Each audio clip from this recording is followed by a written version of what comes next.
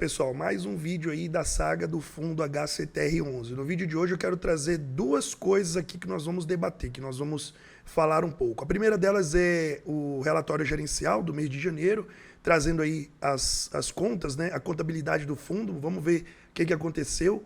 E também as pessoas, os cotistas que são detentores, né, obviamente, do HCTR11 aí, das cotas, estão se organizando para fazer uma AGE. Tá? Eu vou trazer isso no vídeo com mais detalhes, mas antes, se você ainda não é inscrito nesse canal, o meu nome é Bruno, eu falo sobre finanças, falo sobre ações, dividendos, renda passiva, liberdade financeira na Bolsa de Valores. Seja muito bem-vindo mais uma vez aqui, pessoal, nesse vídeo. Pois é, olha só, o HCTR11, ele tem passado por grandes problemas e eu tenho acompanhado de perto desde que ele começou a sofrer com inadimplências, né, ali dos credores que o fundo detém com os CRIs. E toda vez que sai um relatório gerencial novo, eu trago aqui para a gente fazer uma análise para ver como que está se desenvolvendo essa crise do fundo hectare, do HCTR11. Então, sem mais delongas, vamos lá para a tela do meu computador que eu quero te mostrar em detalhes como que foi o mês de janeiro do HCTR11. Bom, então aqui já, pessoal, com o fundo, né, com o relatório gerencial do mês de janeiro de 2024 do HCTR11, nós vamos então aqui ver algumas coisas, as coisas principais que eu sempre falo aqui no canal do que acontece com o fundo, né? Aqui ele fala sobre a tese de investimento do fundo, eu não vou falar sobre isso. Aqui tem os dados, né, relacionados ao mês de janeiro. Então, olha só, nós temos um dividend yield de 34 centavos por cota, um dividendo de 34 centavos por cota, um dividend yield mensal de 0,93, um dividend yield anualizado de 11,74, um valor de mercado, né, por cota aí um valor de mercado de 0,8 bi, né, e um valor patrimonial de 2,5 bi. Aqui a gente já vê uma discrepância, né, pessoal? Porque se a gente olha em valor de cota, né, era para essa cota estar custando em média ali R$113 e na verdade ela está custando R$36. Então só isso daqui já nos diz que o fundo está passando por algum problema, né? E apesar que o fundo até tem uma liquidez boa, tá? 4,4 milhões de liquidez média, é uma boa liquidez, tá? Não é uma ótima liquidez, mas é uma boa liquidez para nós que somos pequenos investidores, tá? E o comentário do gestor, isso aqui é interessante a gente ler para ter uma noção. Vamos ver o que ele fala aqui nessa aba. Em fevereiro, foi anunciada a distribuição de 0,34 centavos por cota, correspondente ao dividend yield de 0,93%. Aí você pode falar assim, poxa, Bruno, mas o fundo continua pagando aí em torno de quase 1% ao mês. Sim, só que a cota caiu lá de R$100 para 30. Então, assim, continua pagando 1%? Continua, mas a desvalorização que causou isso no patrimônio de uma pessoa que estava muito concentrada no HCTR11, cara, isso está trazendo um prejuízo absurdo, tá? Então não é só porque paga um dividendo bom que o fundo está bom. A gente tem que analisar tudo com muita calma. O fundo tem realizado a sua distribuição de rendimentos com base do resultado caixa apurado, uma vez que a diferença entre o resultado contábil desde o início do fundo e o acumulado das distribuições no mesmo período encontra-se no campo negativo. Então olha só, pessoal, se eles pegam o resultado contábil, tá negativo, tá?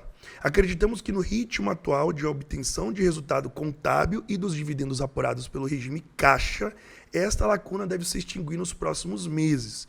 No entanto, ressaltamos que há uma série de fatores que podem afetar esse cálculo, como, por exemplo, a marcação a mercado dos ativos. Então, como a gente sabe, os fundos de papel investem prioritariamente em CRIs, que são dívidas. E quando ele fala de marcação a mercado, ele fala exatamente do valor desses CRIs, né? Que quando o CRI ele pode valorizar ou desvalorizar, e aí isso pode trazer uma pior rentabilidade para o fundo. Mas o que eles estão dizendo é que eles acreditam que nos próximos meses essa lacuna entre o regime caixa e o regime contábil possa se extinguir, essa lacuna de débito, né, de prejuízo, podemos dizer assim.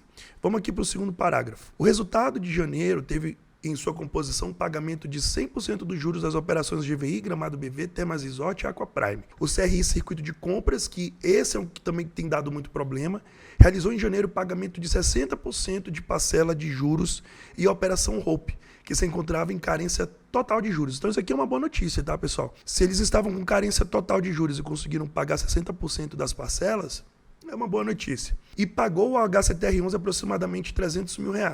A correção monetária aumentou em janeiro devido ao índice de IPCA, que foi 0,28, em novembro para 0,56 em dezembro, e em novembro para 0,56 em dezembro de 2023.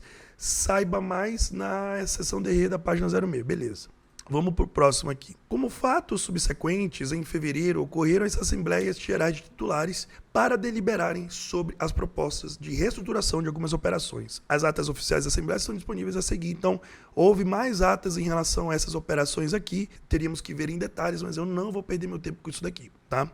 As negociações envolvendo o CRI, WAM e o circuito de compras estão evoluindo. Recebemos em fevereiro as propostas de renegociação das dívidas para serem discutidas em AGT, ambas marcadas para o dia 1º de março.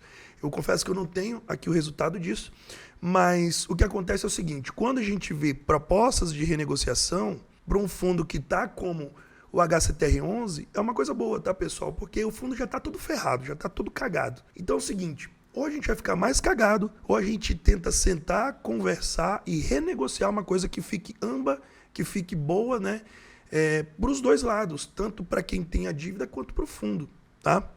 Reforçamos que as concessões feitas não significam o perdão da dívida, né? Então, é aquilo que ele sempre lembra aqui nos relatórios, que quando ele fala, ó, beleza, você pode pagar daqui a um ano, ou paga só 50% da dívida e tal, que muita gente acha que não vai pagar porque, né, pode dar um calote, ele sempre frisa muito bem isso daqui, que não é porque eles não estão pagando que eles vão perdoar a dívida, tá? Inclusive, talvez isso aí tenha até um reajuste no futuro. E ele fala um pouco do cenário macroeconômico, né?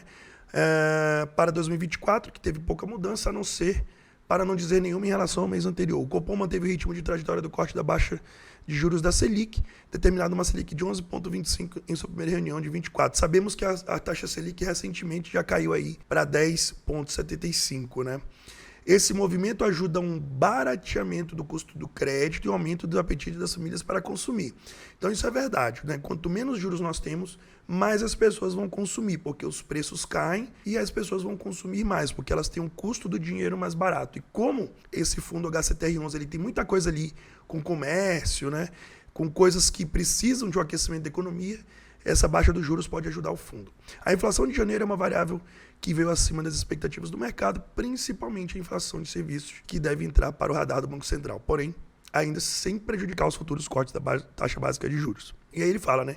As expectativas desse ano continuam positivas e são corroboradas pelos dados do desemprego, PIB e inflação. São os principais dados aí da nossa economia. Os principais pontos de atenção para esse início de ano são as contas fiscais, a conjuntura da economia americana. As projeções do Boletins em Focus apontam que a Selic deve cair e chegar até 9% em 24 e 8,5% em 25. Isso seria muito bom para o mercado de renda variável, né? E aqui, pessoal, a nossa DRE, tá? Essa é a parte mais importante, é a parte onde eu perco aqui um certo tempo para a gente avaliar o fluxo de caixa. Eu sempre gosto de lembrar que nós temos sempre que observar variações do fluxo de caixa. O resultado contábil é importante, mas o que conta mesmo no caixa do fundo é o fluxo de caixa. Ponto.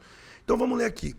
Em janeiro de 24, o fundo gerou um caixa equivalente a 0,33 centavos por cota, como reflexo do acréscimo da amortização recebida em relação ao mês anterior, e com o aumento dos dividendos do fundo do HCHG11, que foi de 0,79 por cota. Este mês, o fundo realizou um aporte de aproximadamente 500 mil no fundo HCTS11, investimento que tem como objetivo a continuidade das obras de empreendimento CETIM. Então, a gente deveria ver o que seria esse CETIM, né? O empreendimento CETIM, mas o que a gente tem que ver mesmo, pessoal, é isso daqui, ó. É o quanto entra, o net caixa por cota, que é o quanto entra no fundo, aqui relacionado, isso aqui são os meses anteriores, né? Então, olha só, se a gente observar novembro e dezembro, entrou pouca grana no fundo, 0,26 e 0,26, e o fundo continuou distribuindo 0,34 e 0,35. Então, isso aqui causa um débito, né, pessoal, nas contas do fundo. Você não pode gastar mais do que você recebe. Inclusive, esse mês, olha só, nós temos 0,33 centavos, que foi o que ele falou aqui, equivalente por cota, e o fundo distribuiu 0,34. Tudo bem, foi praticamente a mesma coisa, mas mesmo assim, o fundo ainda continua distribuindo mais do que ele arrecada. Isso é perigoso. Eu não gosto dessa movimentação que o HCTR continua fazendo e a gente tem que ficar muito atento quanto a isso. Eu já deixei de aportar no HCTR há alguns meses, acho que tem mais de 6 meses que eu não aporto. Bruno, mas você não compensaria agora pegar a cota que está 30 e poucos reais, ele continua pagando quase 1% de dividendo, mesmo ali nos 30 reais? Se você quer assumir um risco desse daqui, do fundo continuar distribuindo mais dividendos do que ele arrecada, tudo bem. Eu quero ver isso aqui começar a se inverter. Eu quero ver ele arrecadar 40, 50, 60 centavos e continuar distribuindo 30, 34, 33. Quando eu começar a ver isso daqui uns 6 meses que o fundo continua fazendo isso, ou seja, eu ter a certeza que a saúde financeira do fundo está boa, aí sim eu volto a aportar. Provavelmente, quando chegar esse momento, a cota já vai ter se valorizado. 30%, 20%, 50%, talvez até uns 100%, por que não chegar em uns 60 reais, 70 reais? Mas aí é o risco. Você está disposto a correr esse risco de um fundo que distribui mais do que arrecada? Eu, particularmente, Bruno, hoje não estou disposto a correr esse risco. Então eu prefiro deixar o fundo melhorar a sua saúde financeira, eu prefiro deixar ele resolver todos esses problemas que ele tem, e aí eu sei que eu vou pagar mais caro pela cota, porém, eu vou ter um fundo mais saudável no meu portfólio, correto? Aqui ele fala do histórico de distribuição, e aqui ele já nos diz, né, que todos os CRIs, né, não tem mais nenhum com vencimento antecipado, todos estão em negociação adimplentes ou adimplente um waiver, ou seja, adimplente, mas com pagamento aí postergado, né? Todos com bolinha verde ou bolinha amarela. Isso já é um bom sinal, mas como eu falei, eu quero ver essa arrecadação ser maior do que a distribuição. Aí sim, eu vou me sentir confortável em voltar aí para aportar mais no fundo, tá? E aí, pessoal, o que aconteceu? Os cotistas do HCTR11, eles estão se reunindo para montar uma AGE. Olha só, o objetivo do cadastro, eu vou colocar o link desse cadastro aqui, se você for cotista do HCTR11, para você entrar, né, aqui e ajudar o grupo a conseguir esse mínimo. E eles falam aqui, juntar o máximo de cotistas possíveis do HCTR11 para conseguir pelo menos 5%, que é de 1.100.000, e tentar convocar uma assembleia. Ou seja, não é nada garantido, mas a gente se reunindo e montando um grupo, a gente consegue ter forças para montar uma assembleia, porque eu sei que tem muita gente que investiu nesse fundo, porque pagava ótimos dividendos, e agora a gente está meio que se ferrando com a desvalorização da cota do fundo, né? Então o link para formulário para incluir as quantidades é esse, eu vou colocar aqui na descrição do vídeo, vocês podem acessar, e o link para a planilha com resultados também eu vou colocar aqui embaixo. Também temos um link, pessoal, do grupo do WhatsApp, tá? Então, se vocês quiserem entrar no grupo, eu também vou deixar os 3 links aqui na descrição do vídeo, tá? E aí você coloca bem tranquilamente aqui o seu estado, o seu nome, a quantidade de cotas que você tem.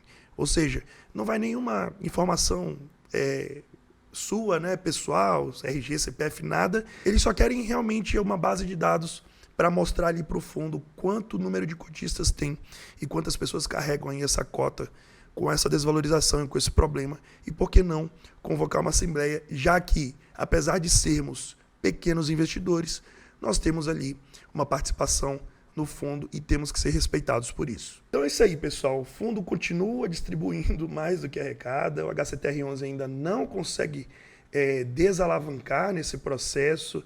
Eu estou vendo que realmente é um pouco complicada a situação, mas eu, como investidor, não posso fazer muita coisa. Eu tenho apenas que esperar, acompanhar e analisar a situação para ver se eu continuo investindo ou não no fundo. E, relembrando, os 3 links estão aqui embaixo para você colocar ali o número de cotas que você tem. E se você quiser participar do grupo do WhatsApp, também entra lá para a gente trocar uma ideia e ver o que está se desenrolando. Espero que vocês tenham gostado do vídeo, espero que vocês tenham entendido.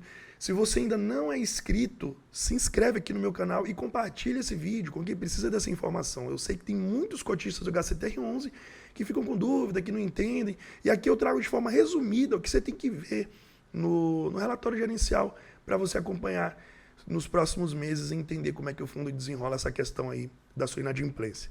Muito obrigado por vocês terem ficado até o final desse vídeo comigo. Um forte abraço, fica com Deus e até a próxima. Tchau, tchau.